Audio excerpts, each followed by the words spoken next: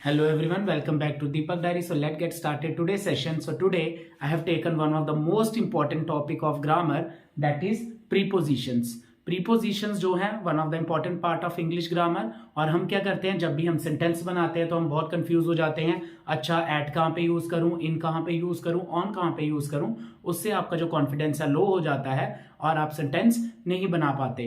तो आज मैं ये वीडियो लेके आया हूं प्रीपोजिशंस की, and I sure you with the ending of this video you are well aware of the prepositions, कहाँ पे क्या यूज करना है, और आपके जितने भी डाउट्स हैं वो क्लियर हो जाएंगे। तो चलिए शुरू करते हैं आज का टॉपिक, प्रीपोजिशंस। तो जो प्रीपोजिशंस है इसका मतलब क्या है, प्री प्लस पोजीशन, मतलब किसी भी चीज की पोजीशन। अगर हम किसी भी नाउन की बात कर रहे हैं, टेबल, चेयर, पेन, कार, कोई बॉय, गर्ल, किसी की भी बात कर रहे हैं, उसकी क्या पोजीशन है, वो कहां पर खड़ा है, कहां में है, उसके लिए हम क्या यूज करते हैं, प्रीपोजिशंस। तो आज मैंने दो इंपॉर्टेंट प्रीपोजिशंस ली हैं। First one is at and second one is in. तो चलिए इसको समझते हैं, एट और इन को।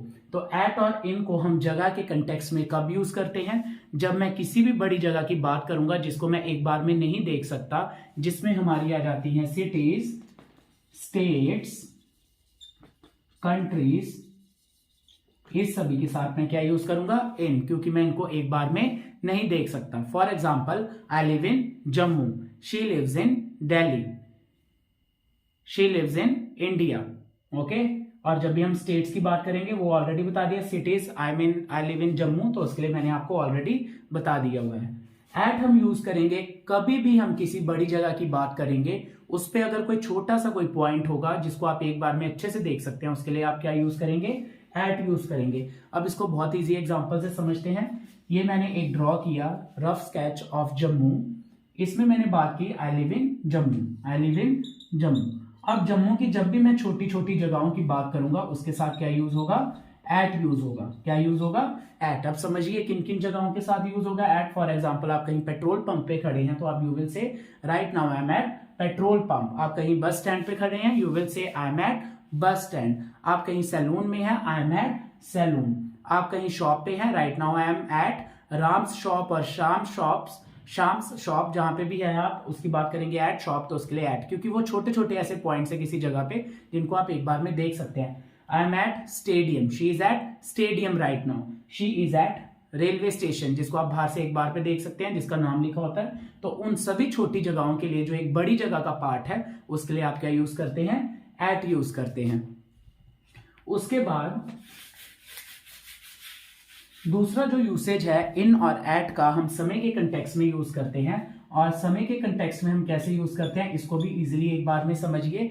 इन हम यूज करते हैं जब भी हम डे मतलब पूरे दिन के हम छोटे छोटे पार्ट्स के बारे में बात करेंगे, उसके लिए हम यूज करते हैं एट और इन। अब कैसे यूज करेंगे, फॉर एग्जाम्पल, जब भी मैं बात करूंगा डॉन टाइम की, डॉन टाइम मतलब जब सुबह प्रभात का समय होगा, कि अर्ली मॉर्निंग होता है ना 4 बजे वाला समय, दैट इज डॉन टाइम। जब मैं बात करूंगा डस्क टाइम, जब क्या होता है सूर्य डूब रहा होता है, उस टाइम का बात करूंगा, then I will use the word dusk time. Okay, in हम यूज करते हैं फॉर एग्जाम्पल मॉर्निंग, फिर उसके बाद आफ्टरनून, उसके बाद इवनिंग।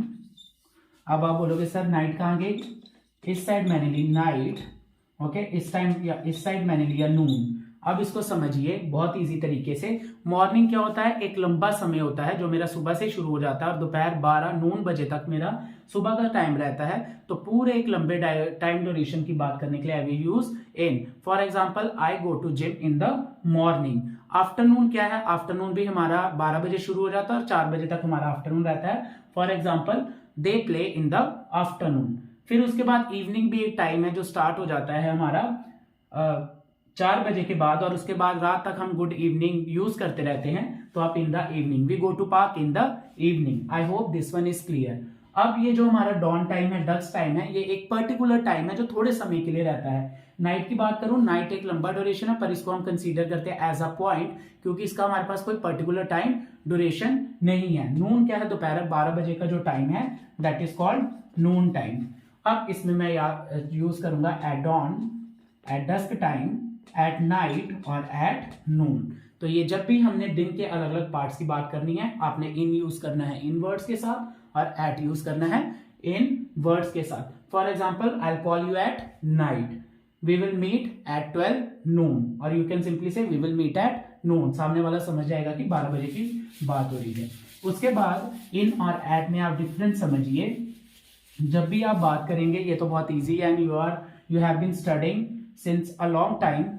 इनको हम यूज करते हैं मंथ्स के साथ, ईयर्स के साथ,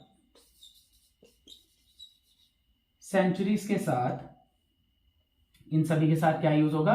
इन। For example in January, in Feb, in March, in May, in July. Years के साथ in 2001, in 2002, in 2010. For example I got married in 2001, although I am not married, just for an example I got married in 2001. उसके बाद in centuries, in 20th century, in 21 century, उसके लिए हम क्या use करते हैं? इन यूज करते हैं। एट जो हम यूज करेंगे जब हम दिन के किसी भी समय की बात करेंगे, at 12 PM, at 12:30, at 1 PM, at 12 AM, तो उसके लिए हम क्या यूज करेंगे? एट यूज करेंगे। अब एक और यूसेज मैं आपको इन और एट का बताना चाहता हूं, let me tell you. For example जब भी आप बात कर रहे हैं किसी मूवमेंट की, for example at the movement बोलेंगे आप, एट द एंड बोलेंगे आप, eight the start. For example at the moment, ये आपको सीख लेना चाहिए। एट द मोमेंट होता है इस समय। For example at the moment I am teaching you, that means इस समय मैं आपको पढ़ा रहा हूं। At the moment I am busy, इस समय मैं बिजी हूं। At the moment I am going to market, इस समय मैं बाजार जा रहा हूं। At the moment I am calling someone, इस समय मैं किसी को कॉल कर रहा हूं। At the end, that means particular point, कभी भी कोई चीज समय खत्म होती है उसके लिए हम यूज करते हैं at the end. At the end I want to say sorry, at the end I want to conclude my speech, that means जब भी आप अंत की बात करेंगे आप यूज करेंगे एट द एंड। और जब उसके अपोजिट स्टार्ट मतलब शुरुआत की बात करेंगे, at the start we will give lunch to everyone, that means शुरुआत पर हम सभी को लंच दे देंगे। At the start we will greet everyone, शुरुआत में हम सभी को ग्रीट करेंगे। तो at the moment, at the end और एट द स्टार्ट के लिए आप क्या यूज करेंगे? हमेशा आप एट प्रीपोजिशन को यूज करेंगे जब भी आप इस छोटे से समय की बात करेंगे। तो एट को हमेशा अपने दिमाग में बिठा लीजिए। जब भी आप किसी छोटे समय की, पर्टिकुलर पॉइंट की, पर्टिकुलर छोटी सी जगह की, उसकी बात करेंगे तो उसके लिए आप हमेशा क्या यूज करेंगे? आप यूज करेंगे एट। उसके बाद जब भी आप स्कूल, यूनिवर्सिटी और कॉलेज जिसका पार्ट आप अभी हैं या रह चुके हैं, तो आप क्या यूज करेंगे? एट यूज करेंगे। For example I work at day boarding school, I work at, कोई भी जगह का नाम लेना है, आई वर्क एट माइक्रोसॉफ्ट, तो उसके साथ क्या यूज होगा? एट यूज होगा। और उसके बाद कभी भी आप यूनिवर्सिटी और कॉलेज की बात करेंगे उसके साथ भी आप क्या यूज करेंगे?